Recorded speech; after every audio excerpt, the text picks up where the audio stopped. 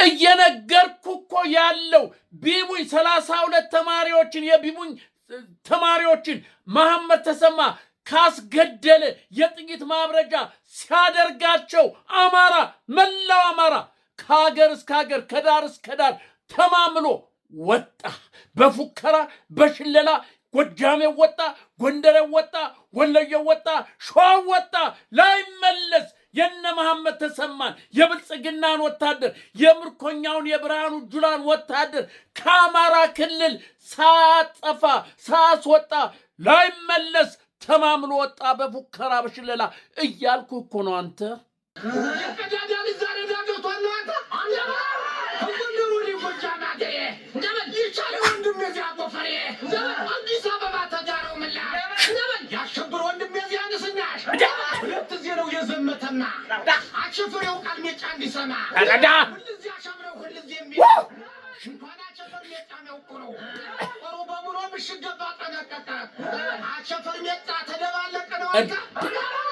ነገርኩ እኮ እንደዚህ ነው። አማራ ሲነሳ ይሄ ነው፣ ሲቆርጥ ይሄ ነው። ቄሶች፣ ካህናት፣ ሼኮች በየፊናቸው እየወጡ እየቀሰቀሱ እዚህ በዚህ ጦርነት ያልተሳተፍ የልጆችን ደም ያፈሰሰውን ካይ ያልተበቀል አማራ የሆን ጥቁር ውሻ ውለድ ገዝቻለሁ፣ ጥቁር ውሻ ውለድ፣ ዘር ከአማራ የተፋቀ ይሁን ገዝቻለሁ እያሉ እኮ አንተ እያስወጡ ነው። አማራ ግልብጥ ብሎ እኮ እየወጣ ነው። አንተ ደም ለመቀበል እስከ መቼ ነው አለ? በፉከራና በሽለላ እያየነው እስከ መቼ? እስከ መቼ አማራ ይበላል? እስከ መቼ አማራ ይገደላል? እስከ መቼ አማራ ይገፋል? እንዴት ሆኖ ተማምሎ ወጣላ? እናቴ ተማምሎ ወጣላ በሽለላና በፉከራ። ማን ነው የሚመልሰው? መሐመድ ተሰማ ጭንቅ ነው።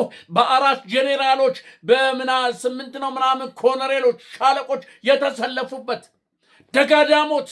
አንተ ደጋዳሞት ያስተፋላ ሞት እኮ ነው። ከነት ፉከራው ከነሽለላው እኮ ነው። አንተ እንዴት ነው ዛሬ 5ኛ ቀኑን የያዘው እያርበደበደው ነው። የፋኖ ስልት ታውቃለህ? ቆረጣ እየገባ ከተማውን የለቀቀ መንደሩን የለቀቀ ይመስልና ወደ ኋላ ሄድና ሆ ብሎ ሲገባ በመሃል ይገባልና ቆርጦ ድብልቅልቁን እያወጣው ነው። አንድ ረጅመንት ነው የተደመሰሰ ደጋዳሞት ውስጥ በአንድ ጊዜ በአንድ ቦታ። ይሄ ነው አንተ አማራ። አንተ ግን እዚያ ትልመጠመጣለህ። አንተ ግን እዚያ የአብይን እጅ ጨው ትልሳለህ። አብይ ያርዳሃል፣ እመነኝ፣ ያርዳሃል፣ እመነኝ። በወሎ የሆነውን አልሰማም? በቆቦ ዛሬ የሆነውን አልሰማም? ምሽጉን እንዴት እንደተቆጣጠረ የሆነ ፋኖ አላየህም ወይ? ቆቦ ላይ የተደረገውን ትንቅንቅ አላየህም ወይ? ሸዋ ውስጥ የቆሰሉትን ኮሎኔሎች 2 ኮሎኔሎች አልሰማህም? እነግርሃለሁ፣ ስማ። እየነገርኩ እኮ ነው። እየሰማህ ነው? ሸዋ ላይ 2 ኮሎኔሎች እኮ በጠና ቆስለዋል። ኮሎኔል የሚቆስል ጄኔራል የሚሞት የሚቆስል ደግሞ ምን ጦሩ ሲደመሰስ ነው፣ ጦሩ ሲያልቅ ነው።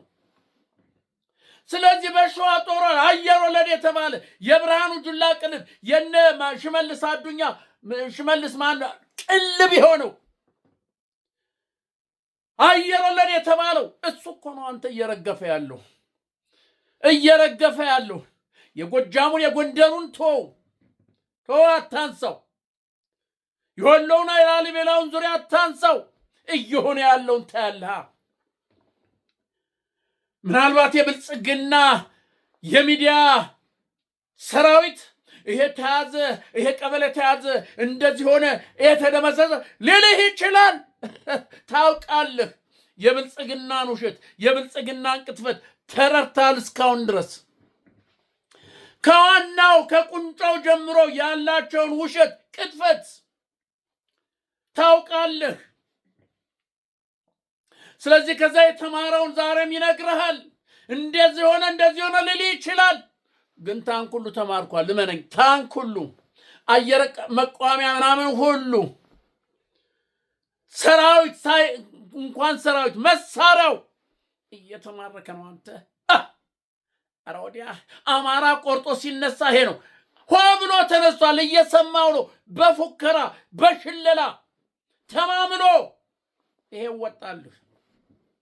ከዚህ የበለጠ ደስታ ምን ትፈልጋለህ? ከዚህ የበለጠ ምንድነው? ብልጽግና የብርሃኑ ጁሎ የምርኮኛው የመሐመድ ተሰማ የምርኮኛው ወታደር እንዲሸክ እያደረገ ነው። ወታደሩ ባገኘው ቀዳዳ እየሄደ ነው፣ እየሾለከ ነው። እነ ብርሃኑ ጁላውን እንዲሸክ አድርገዋል። ይሄን አደረግን ሊል ይችላል፣ ግን ፍርሃትና ጭንቀት ነው። ወደ ኢትዮጵያ ወደ አዲስ አበባ ለመውጣት አይችሉም። ከጎጃም መውጣት አይችሉም። ያለው አማራጭ ጦር ላክ፣ ጆት ላክ፣ ድሮን ላክ፣ ሄሊኮፕተር ላክልን። ምንም ሄሊኮፕተር ይምጣ፣ መድፍ ይምጣ።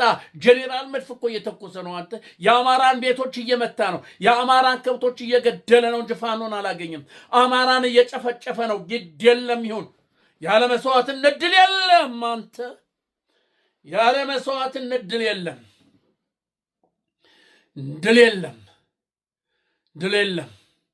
ይሄ ነው ነገርኩ እኮ። ህዝቡ ወጣልኩ እኮ። የቢቡኝ ተማሪዎች ህዝብን አነቃነቀው። ከዳር እስከ ዳር አማራን አነቃነቀው። አንተ ሸዋን አነቃነቀው፣ ጎንደርን አነቃነቀው፣ ወሎን አነቃነቀው፣ ጎጃምን አነቃነቀው። ሸክ አደረገ። ቀውጢ ሲፈጠር እያለ መጣላ። ኧረ እንዴት ነው ቤት እንዴት አድርጎ የአማራይቱን እጅ ሊጨብጥ እያለ እየፎከረ ወጣላ።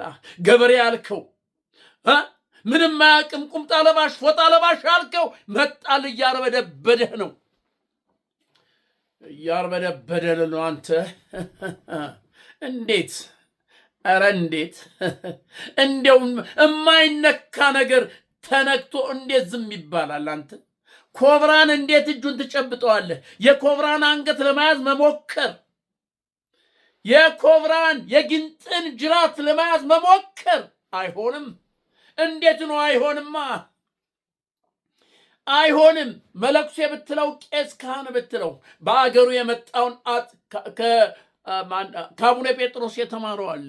አቡነ ጴጥሮስ አገሬን ዳር ድንበሬን ምድሬን የሚረግጠውን ጣሊያንን ገለሙት ብሎ ገዝቶ የሞተ ራሱን በጥይት አሳልፈው የሰጡ የሳቸው ዘር እኮ ነው። አንተ ካህን የምትለው የሳቸው ዘር እኮ ነው። የተልመጠመጠውን ካህናት ዛሬ ጳጳስ ነኝ እያለ 4 ኪሎ ቤተ መንግስት ወዲያ የሚያሸገሽገውን ጨውላሽ ነው። እሱ ጨውላሽ ነው። ቤተ ክርስቲያን እየተቃጠለ መስጊድ እየተቃጠለ ዝም የሚል እሱ ጨውላሽ ነው።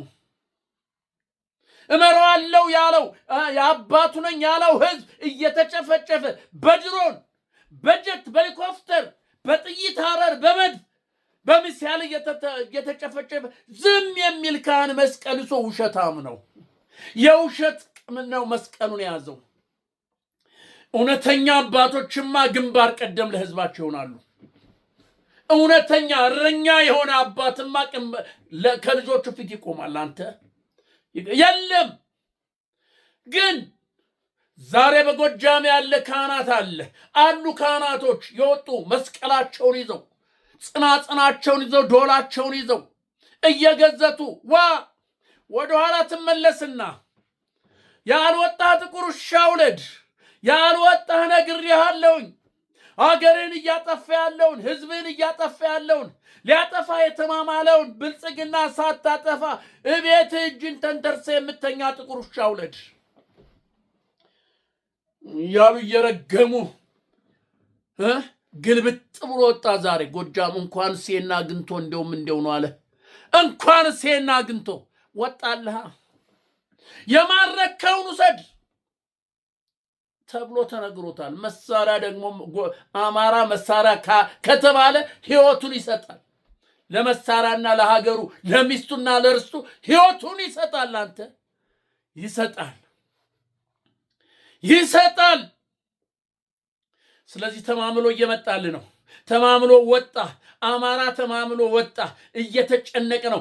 ዳሞት ላይ የብልጽ በ5 ነው በ4 አቅጣጫ የመጣ በ4 ጄኔራሎች እየተመራው የመጣ የብልጽግና አሸን እየረገፈልህ ነው፣ እየሞተልህ ነው። ጄኔራሎች የቆሰሉ አሉ፣ የሞቱ አሉ። ትክክለኛ መረጃ አላገኘም። ታንክ የተማረካል፣ እመነኝ። አየር መቃወሚያ የተማረካል፣ እመነኝ። ነገ ከነገ ወዲያ የጦርነት ሲያበቃ ዝርዝሩ ሲመጣ ትሰማለህ። የምናገረው ዝም ብዬ አይደለም፣ እውነት የሆነ ተጨባጭ የሆነ ነገር ነው። በዚህ ጦርነት ያልተሳተፍ በውጭም አለ በውስጥም ያለ ባለ ነገር ጠጠር ያጣል። አማራ ባትሆን ይሻል ነበረ። አማራ ባትሆን ይሻል። ባገኘው በሚዲያ በተለያየ ነገር ስለዚህ ትግል ከዚህ ትግል ጋር ያልተቀላቀልክ አማራ የሆንክ ትግራይ የሆንክ ባትወለድ ይሻል ነበር። ባትወለድ ይሻል ነበር። ድሉ እንደው አይቀርም። በቅርብ ታያለህ። በቅርብ ነገ ከነገ ወዲያ ታያለህ። አማራ ትግራይ ድሮን ታጥቋል። ነገ አማራና ትግራይ ኦሮሞ አንዱ ነው መጥቶልሃል። ሳያለህ ትሰማለህ። ኢትዮጵያ የሁሉም ናት። የአማራ፣ የትግሬ፣ የወሎ፣ የጎጃም፣ የምናምን፣ የሸዋ፣ የኦሮሞ፣ የሶማሌ፣ የአፋር የሁሉም ናት ኢትዮጵያ። በሁሉ ቦታ ኢትዮጵያዊ ሄዶ ሰርቶ መኖር የሚችልባት አገር ናት እንጂ የግለሰቦች አገር አይደለችም። በክልል በጎጥ ተወስና የምትቀራል በመሳፍንት አገዛዝ የምትሆን አገር አይደለችም። ሁሉም ኢትዮጵያ የሁሉም ነው። ሁሉም የሁሉም ነው። አሁን ያ ገብቷቸዋል። ትግራይ ገብቶታል፣ አማራ ገብቶታል፣ ኦሮሞ ገብቶታል። አንዱ ነው እየመጣል ነው። እንግዲህ የትገባ የእንግዲህ ልጅ ሁሉ እመነኝ የትገባ